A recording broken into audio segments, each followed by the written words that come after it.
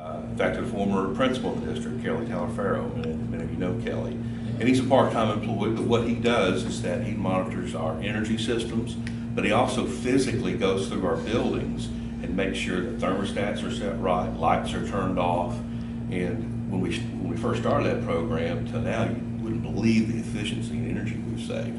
Up to 30% of our energy costs just by turning everything off and making sure everything's turned off.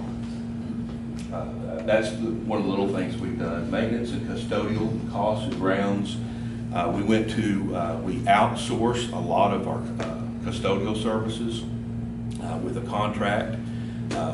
We went through some pains with that at first. The quality of the companies that won the contracts on low bid really did not perform very well.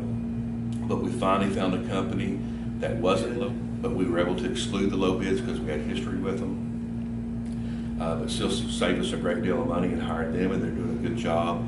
Plus, we don't like to play unemployment or workman's comp on contract employees, so it's saving us some money. We revamped child nutrition into a centralized shipping and receiving, and put in used our 2010 bond money and put in a big centralized freezer to receive all goods. We were getting delivery charged on our food services because they were having to go to each one of our sites to deliver food. And we found that if we could centralize it, they delivered only one place, we could deliver it much cheaper with our own employees.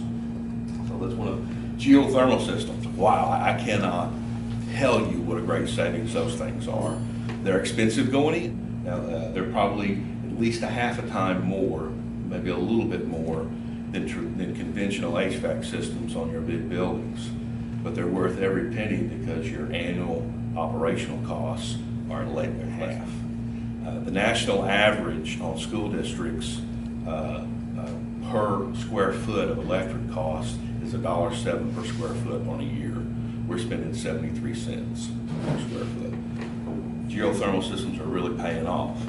Now, you know, and it's also a technology that was developed in Oklahoma, primarily at Oklahoma State University, by a researcher over there. So it's local technology, local folks, saving us money. I think it's a great company. Energy efficient machinery, we focus and put on our specs on having that stamp of energy efficiency on everything that we buy, everything from computers to tractors and cars. We bought about a year and a half ago.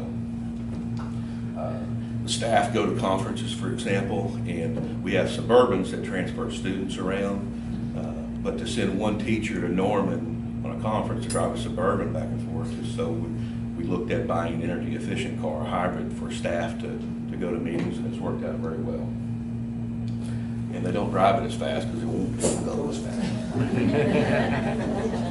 We try to use our